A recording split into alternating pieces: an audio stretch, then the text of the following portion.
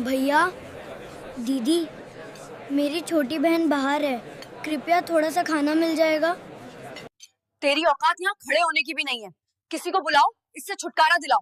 दोस्तों, एक कड़वा सच बोलूं, शायद आप ये वीडियो अपने घर के नरम सोफे पर बैठकर आराम से देख रहे होंगे। हो सकता है आपने अभी अभी खाना खाया हो या खाने ही वाले हों। आपका पेट भरा हुआ है, इसलिए शायद शायद आपको ये भी अंदाजा ना हो कि असली भूख आखिर होती क्या है। हम और आप बहुत खुशनसीब हैं कि हमें वक्त पर 2 वक्त की रोटी मिल जाती है। लेकिन आज अगर आप ये वीडियो पूरा देख लोगे ना, तो उस भूख का दर्द आपकी रूह में उतर जाएगा। ये कहानी है एक ऐसे भाई की जो अपनी बीमार छोटी बहन की जान बचाने के लिए सिर्फ एक रोटी मांग रहा था, लेकिन उस अमीर दुनिया ने उसे रोटी के बदले क्या दिया? कीचड़, फिनाइल और अपमान। और ये अपमान किसी मर्द ने नहीं, एक औरत ने किया जिसके सीने में दिल की जगह पत्थर था। अगर आपके सीने में जरा सा भी दिल है तो मेरी आपसे हाथ जोड़कर गुजारिश है, इस वीडियो को बीच में छोड़ने की गलती मत करना। ये वीडियो आपकी सोच और आपका नजरिया दोनों बदल देगी। चलो अब देखते हैं वक्त के इस खेल को। राजस्थान का गुलाबी शहर जयपुर। शाम ढल चुकी थी। शहर के सबसे रॉयल, सबसे वीआईपी इलाके में मौजूद 5 स्टार होटल लग्जरी ग्रैंड अपनी सारी शानो शौकत के साथ चमक रहा था। बाहर लग्जरी गाड़ियां आ जा रही थीं। उन गाड़ियों से रेशमी साड़ियों और हीरे जवाहरात में लदी अमीर महिलाएं उतर रही थीं। होटल के अंदर से आती हंसी ठिठोली और महंगे इत्र की खुशबू बता रही थी कि वहां जिंदगी का जश्न चल रहा है। लेकिन उसी ऊंची चमचमाती चारदीवारी के बाहर, ठीक बाहर, अंधेरे फुटपाथ पर हकीकत दम तोड़ रही थी। वहां 12 साल का सूरज बैठा था। उसके कपड़े फटे हुए थे, बाल धूल से सने थे, आंखें आंसुओं से भरी थीं। सूरज अकेला नहीं था। उसकी गोद में उसकी छोटी बहन गुड़िया लेटी थी। गुड़िया का शरीर बुखार से तवे की तरह तप रहा था। ठंड से वो कांप रही थी और उसकी कमजोर लड़खड़ाती आवाज सूरज का कलेजा चीर रही थी। भैया, बहुत भूख लगी है। पेट में चूहे दौड़ रहे हैं भैया, बहुत दर्द हो रहा है। सूरज ने अपनी बहन के जलते माथे पर हाथ फेरा और अपनी फटी शर्ट उतारकर उसे ढकने की कोशिश की।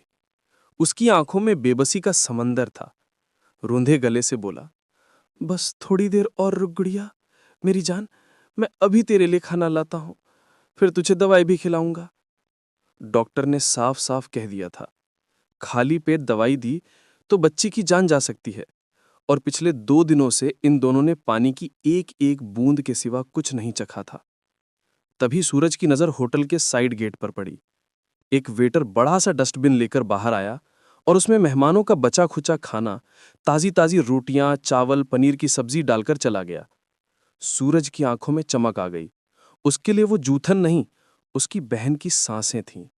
उसने गुड़िया का सिर धीरे से जमीन पर टिकाया और बोला, तू यहीं रुकना, मैं अभी आया। भूख और मजबूरी इंसान को क्या क्या नहीं करवा देती। सूरज दौड़ा दौड़ा डस्टबिन के पास पहुंचा। भूख ने उसे इतना अंधा कर दिया कि गंदगी का ख्याल भी नहीं आया। उसने हाथ डाला और एक साफ सुथरी तंदूरी रोटी और दाल से भरा प्लास्टिक का कटोरा निकाल लिया। हे भगवान, तेरा लाख लाख शुक्रिया, सूरज ने आसमान की तरफ देखकर कहा। लेकिन जैसे ही वो पलटा, खट खट खट, ऊंची एड़ी की तेज आवाज उसके कानों में गूंजी और फिर एक तीखी ठंडी आवाज आई। छी, ये क्या गंदगी है? सूरज के सामने होटल की जनरल मैनेजर माया आहूजा खड़ी थी।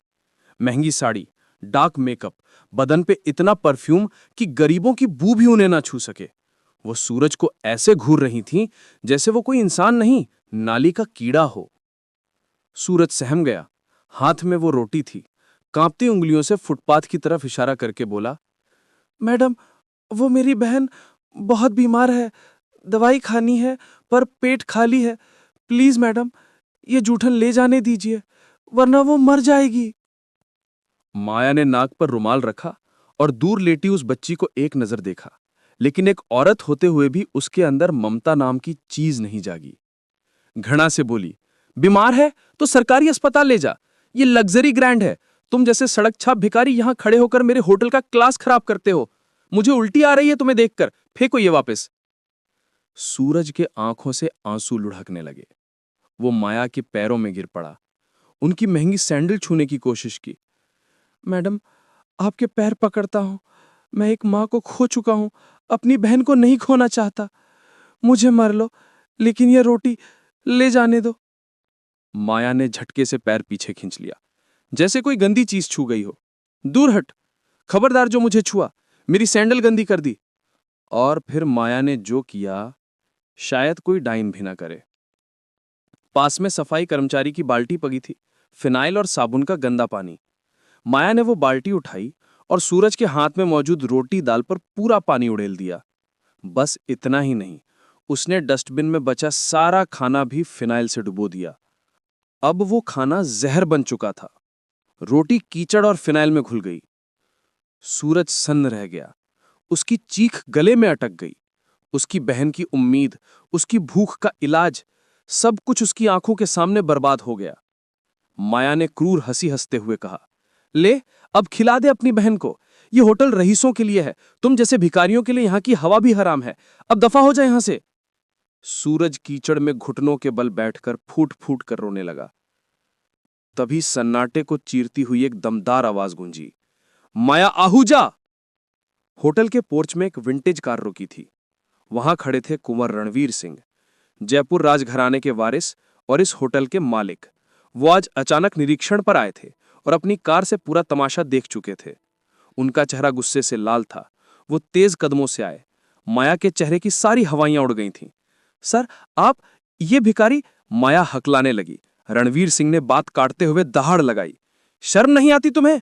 एक औरत होकर एक बच्ची की भूख और दर्द तुम्हें नहीं दिखा?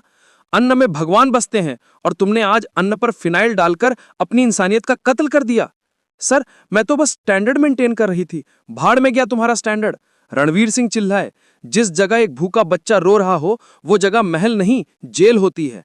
तुम जैसी पत्थरदिल औरत मेरे होटल की मैनेजर तो क्या, इस शहर में रहने लायक भी नहीं। You are fired. अभी के अभी निकल जाओ मेरे होटल से। फिर रणवीर सिंह रोते हुए सूरज के पास झुके। उन्होंने सूरज के गंदे कीचड़ से सने हाथ अपने हाथों में लिए। रो मत मेरे बच्चे। फिर वो खुद फुटपाथ पर गए और बुखार से तपती गुड़िया को अपनी गोद में उठा लिया। उनके महंगे शाही कुर्ते गंदे हो रहे थे, पर उन्हें कोई परवाह नहीं थी।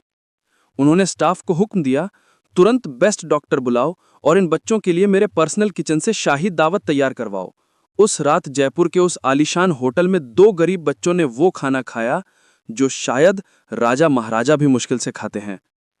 गुड़िया का पूरा इलाज हुआ। रणवीर सिंह ने सूरज के सिर पर हाथ रखा और कहा, बेटा, आज से तुझे कभी भी भीख नहीं मांगनी पड़ेगी। तेरी पढ़ाई, गुड़िया का इलाज, सब मेरी जिम्मेदारी। आज से तुम अनाथ नहीं हो। और वक्त का पहिया घूमा, बहुत तेजी से घूमा। 20 साल बीत गए। लग्जरी ग्रैंड अब देश का नंबर 1 होटल बन चुका था। विशाल कॉन्फ्रेंस हॉल में जश्न का माहौल था। स्टेज पर एक हैंडसम सूट बूट वाला नौजवान खड़ा था, सूरज सिंह, अब इस होटल का जनरल मैनेजर। उसके बगल में खड़ी थी एक खूबसूरत डॉक्टर गुड़िया सिंह, शहर की सबसे बड़ी हार्ट स्पेशलिस्ट। रणवीर सिंह के आशीर्वाद और परवरिश ने 2 अनाथ बच्चों की तकदीर बदल दी थी। प्रोग्राम खत्म होने के बाद सूरज अपने आलीशान कैबिन में बैठा था। तभी सिक्योरिटी गार्ड का इंटरकॉम आया।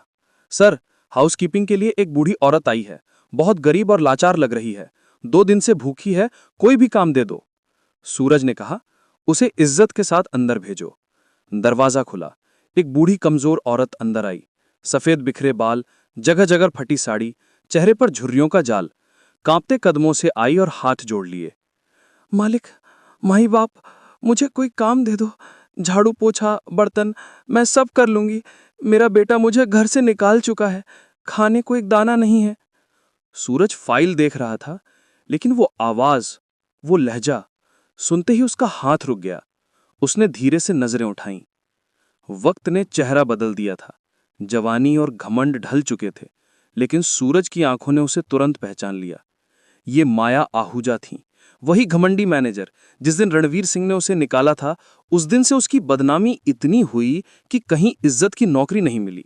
वक्त ने उसे आज उसी होटल में सफाई की नौकरी मांगने पर मजबूर कर दिया, जहां वो कभी मालकिन बनकर राज करती थी। सूरज कुर्सी से उठा, धीरे धीरे उसके पास गया, टेबल से पानी का ग्लास उठाया और माया की तरफ बढ़ाया। काकी, प्यास लगी होगी, पानी पी लीजिए। माया ने कांपते हाथों से ग्लास लिया और पानी पिया। आंखों में आंसू थे।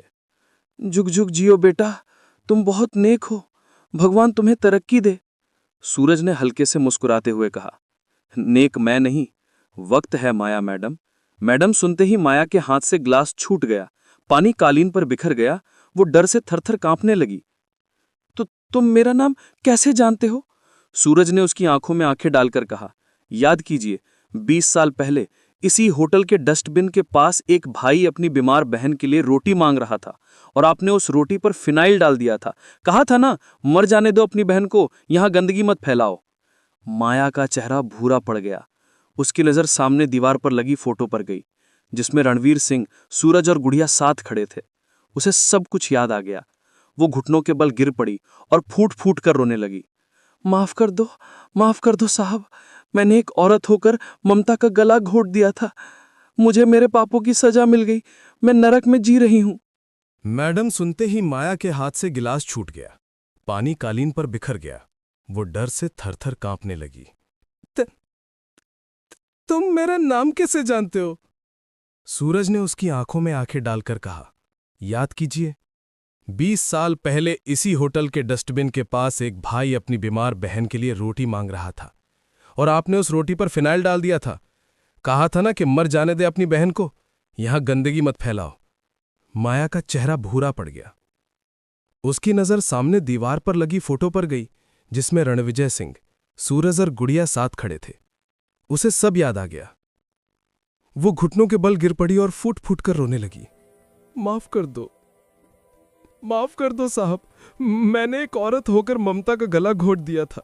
मुझे मेरे पापों की सजा मिल गई, मैं नर्क में जी रही हूं। सूरज ने झुककर उसे कंधों से थामा और उठाया। उसकी आंखों में बदले की आग नहीं, करुणा थी। उठिए काकी, मैं आपको पुलिस के हवाले नहीं करूंगा, ना ही धक्के मार के निकालूंगा। रणविजय बाबूजी ने मुझे सिखाया है कि किसी की मजबूरी का फायदा उठाना सबसे बड़ी कायरता है। उसने इंटरकॉम उठाया और अपनी बहन को बुलाया। थोड़ी देर में डॉक्टर गुड़िया अंदर आई। उसने भी माया को पहचान लिया, पर चुप रही। सूरज ने कहा, गुड़िया, ये माया आंटी हैं, इनका पूरा चेकअप करो, बहुत कमजोर लग रही हैं, और कैंटीन इंचार्ज को बोलो इन्हें इज्जत से भरपेट खाना खिलाएं। माया सन्न रह गई। जिस बच्ची के मरने की उसने दुआ मांगी थी, आज वही डॉक्टर बनकर उसका इलाज करने जा रही थी। जिस बच्चे को उसने कीचड़ खिलाया था, आज वही उसे इज्जत की रोटी दे रहा था। सूरज ने माया के हाथ में ज्वाइनिंग लेटर रखते हुए कहा, आपको हाउसकीपिंग सुपरवाइजर की नौकरी मिल जाएगी। यहां आपको मेहनत की रोटी मिलेगी, अपमान की नहीं।